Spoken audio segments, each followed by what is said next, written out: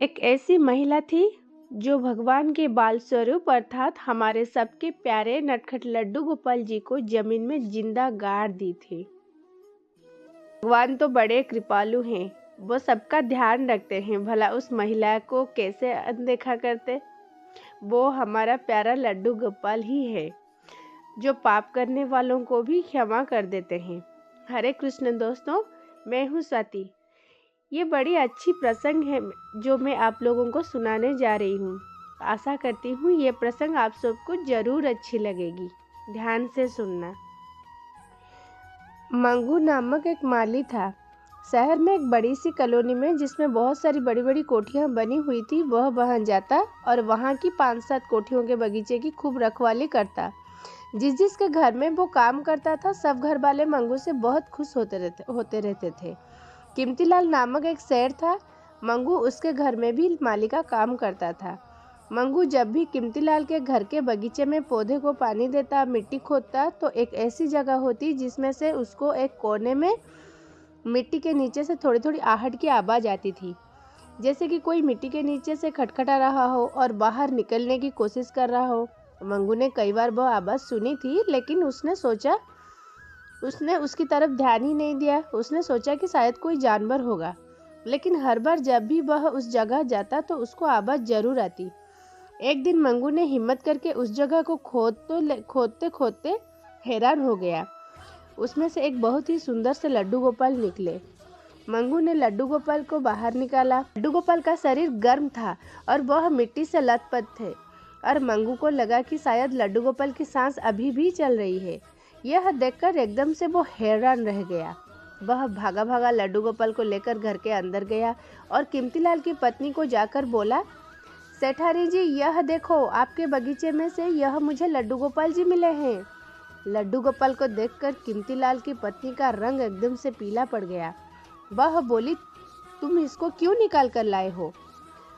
तो मंगू बोला कि वहाँ से मुझे रोज आवाज आती थी, आज मिट्टी को खोदा तो उसमें से यह निकले।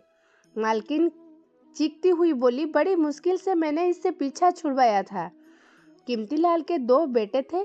कीमतीलाल की पत्नी अपने बेटों को बहुत ही प्यार करती थी। उनको सुबह उठकर तैयार करती, नहलाती, स्कूल भेजती, घर आते तो खाना खिलाती, शाम को पढ़ाती और रात को भी खाना खिलाकर लोरी सुनाकर सुलाती। कीमतीलाल के घर एक लड्डू गोपाल जी भी थे, जिसका कीमतीलाल की माताजी बहुत ही मानती थी। माताजी के स्वर्गवास होने के बाद कीमतीलाल ने अपने मंदिर में उस लड्डू गोपाल को बड़ी श्रद्धा से रखा हुआ था। कीमतीलाल भी लड्डू गोपाल जी को बहुत मानता था, लेकिन सेठानी जी जो थे, उसको लड्डू गोपाल की सेवा करना बड़ी मुश्किल लगता था। वो सुबह उठकर इनको स्नान करवा तो मेरे बेटे को कौन नहलाएगा, बाद में इनको भोग लगाऊं तो मेरे बेटे को खाना कौन खिलाएगा, रात को मैं इनको सुलाऊं तो मेरे बेटे को लोरी गाकर कौन सुलाएगा। बेटे के प्यार में वो अंधी हो चुकी थी। इसको यह बात बुरी लगती थी। इसी कारण उसने एक दिन निश्चय किया और घर के बगीचे में जाकर लड्डू गोपाल जी को दबा दिया और कीमतीलाल को बोल दिया कि लड्डू गोपाल जी चोरी हो गए हैं। लड्डू गोपाल को चोरी होने पर कीमतीलाल बहुत दुखी हुआ, लेकिन वह कर भी क्या सकता था। आज जब गोपाल जी को लेकर मंगू सेठानी के पास आ गया तो सेठानी जी चिढ़ गई और उसको बोली कि तुम इसको क्यों निकाल कर लाए हो। मंगू ने कहा कि अब मैं इसका क्या करूं मालकिन। मालकिन ने फिर बोले कि तुम लड्डू गोपाल जी को अपने पास ही रखो और दफा दो जाओ, मेरे घर से आगे से यहाँ मत आना। क्योंकि सेठानी को डर था कि अगर यह सच कीमतीलाल को मंगू ने बता दिया तो कीमतीलाल उस पर बहुत गुस्सा करेगा, और कीमतीलाल की बीवी ने मंगू को नौकरी से भी निकाल दिया। अपने आसपास रहने वाले घर के लोगों को भी वो यही कह दिया कि मंगू चोर है, मैंने उसको अपने घर से नौकरी से निकाल दिया है, तुम लोग भी निकाल दो। तो सब लोग तो कीमतीलाल की पत्नी की बात पर विश्वास कर लिए और मंगू को नौकरी से निकाल दिए। मंगू इस बात से हैरान था कि मैंने क्या किया जो आज मुझे यह दिन देखना पड़ा। वह कपड़े में लड्डू गोपाल जी को लपेटकर अपने घर गया।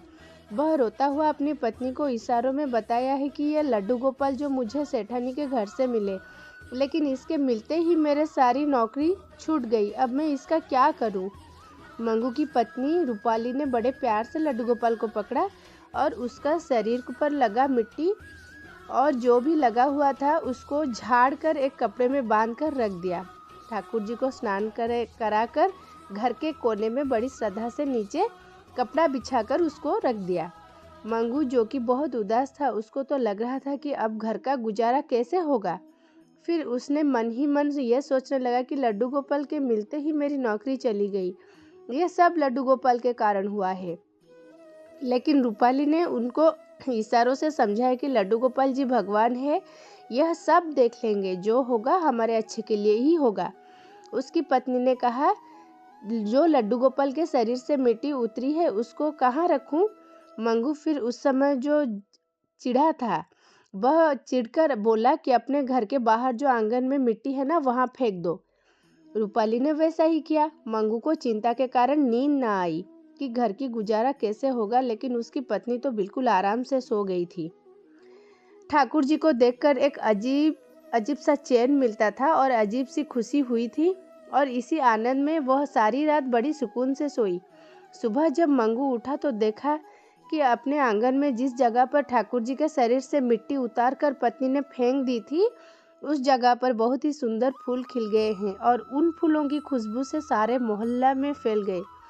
सारे लोग सोचते हैं कि आज मोहल्ले में किसकी खुशबू आ रही है। सब लोग देखने आए तो मंगू के आंगन में बहुत ही सुंदर सुंदर फूल खिले हुए थे। तभी उधर से एक व्यक्ति गुजरा और उसने मंगू को कहा कि तुम अपने आंगन में इतने सुंदर फूल खिलखिलाए हो तो यहाँ तो बहुत कीमती है, ये फूल बहुत कीमती है, बाजार में तो इसकी बहुत कमाई होगी। यह सुनकर मंगू हैरान हो गया। वह हाथ जोड़ता हुआ ठाकुर जी के आगे गया और कहा कि मुझे क्षमा कर दो, आपको सबका ख्याल है। तो उसकी पत्नी मंद मंद मुस्कुराने लगी कि मंगू को भी जब ठाकुर जी पर विश्वास होने लगा है। मंगू ने वो फूल को उतार कर पहले कुछ फूलों को गोपाल जी के चरणों में रखा, बाकी फूल बाजार में बेचे और उसको बहुत ही अच्छे दाम मिले। अब तो वह फूल हर रोज मंगू के आंगन में खिलने लगे और फूलों को बेचकर मंगू माली से मालिक बन गया। वाह क्या बात है।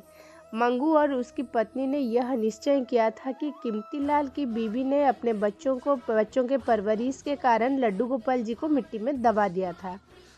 आज से लड्डू गोपाल जी जो है वो हमारे संतान है, ताकि हम भी अपनी संतान के कारण कहीं लड्डू गोपाल जी की तरफ हमारा झुकाव, हमारा प्यार कम ना हो जाए। अब मंगू एक बहुत बड़ी फूलों का व्यापारी बन चुका था। उसने बहुत बड़ा आलीशान मकान ले लिया। एक दिन मंगू जब घर पर नहीं था और रूपाली घर पर अकेली थी, तब एक औरत बहुत बुरी अवस्था में, जिसका शरीर बुढ़ापे के कारण बहुत कमज़ोर हो चुका था और उसको आंखों से भी नज़र नहीं आ रहा था, तभी वह रूपाली के दरवाजे पर आकर भूख के कारण जिससे खड़ा वो नहीं हो पा रहा था, वो बेहोश होकर गिर गई। रूपाली ने उसको जल्दी जल्दी उठाया और अंदर ले आई। जब वह उठी तो उसने भोजन कराया और इशारों से पूछा कि आप कौन हो, लेकिन बहुत कमज़ोर होने के कारण वह कुछ न बता सकी। जब मंगू घर पर वापस आया तो उसने उस बूढ़ी औरत को देखा तो उसने पहचानने की कोशिश करने लगा। तभी उसके ध्यान में आया तो ये वही कीमतीलाल की पत्नी है। उसने पूछा कि माताजी, आपका यह हाल कैसे हो गया? तो कीमतीलाल की पत्नी बोली, तुम कौन हो? मंगू ने बताया कि मैं वही आपका माली मंगू हूँ, जिस पर आपने चोरी का इल्ज़ाम लगाकर सारे मोहल्ले से नौकरी से निकाल दिया था। लेकिन आपके मुझ पर बहुत उपकार है। आपकी दिए हुए लड्डू गोपाल के कारण ही आज मैं माली से मालिक बन गया हूँ। कीमतीलाल की पत्नी यह सुनकर फूट फूट कर रोने लगी और मंगू के पैरों में गिरती हुई बोली, मुझे लड्डू गोपाल के पास ले चलो ना बेटा। संतान के कारण मैंने लड्डू गोपाल जी को जमीन में जिंदा गाड़ दिया था। आज वही संतान ने मुझे घर से बाहर निकाल दिया है। मेरे पति की मौत के बाद ही मेरे बच्चों ने मुझे आंखें दिखानी शुरू कर दी। मेरा सब कुछ छीनकर अपनी पत्नियों के कहने पर मुझे घर से धक्के मारकर वो बाहर निकाल दिए। शायद यह मेरे बुरे कर्मों का ही फल है जो मुझे सजा मिली है। वह लड्डू गोपाल के चरणों में गिरकर जोर जोर से रोने लगी कि मुझे क्षमा कर दो लड्डू गोपाल जी। ठाकुर जी तो बहुत ही दयालु हैं, बहुत ही कृपालु हैं। मंगू ने उस माताजी को उठाया और कहा, आपको और कहीं जाने की ज़रूरत नहीं है। यह लड्डू गोपाल आपके बेटे की तरह ही है। आज से आप यहाँ रह लो। इसी तरह लड्डू गोपाल जी जिस पर कृपा करते हैं ना, उसको मालामाल कर देते हैं और पाप करने वालों को भी वो हमेशा क्षमा कर देते हैं। तो दोस्तों, ये था लड्डू गोपाल की प्यार भरी कहानी। लड्डू गोपाल इतने कृपालु हैं कि आप सोच भी नहीं सकते। वो भगत के बस में है भगवान। जो भक्त होते हैं ना, उनके बस में भगवान हमेशा ही होते हैं। हमारे लिए जो लड्डू गोपाल है, वो भी भक्तों को बड़े प्यार करते हैं और बस भक्तों से यही आशा रखते हैं कि बस कोई भी अगर लड्डू गोपाल के पास जाकर अपनी दुख दर्द कहे तो निश्चय ही वो उनका दुख दूर कर देते हैं। आशा करती हूँ ये कहानी आप सबको अच्छी लगी। तो मेरे साथ प्यार से बोलिए, राधे राधे।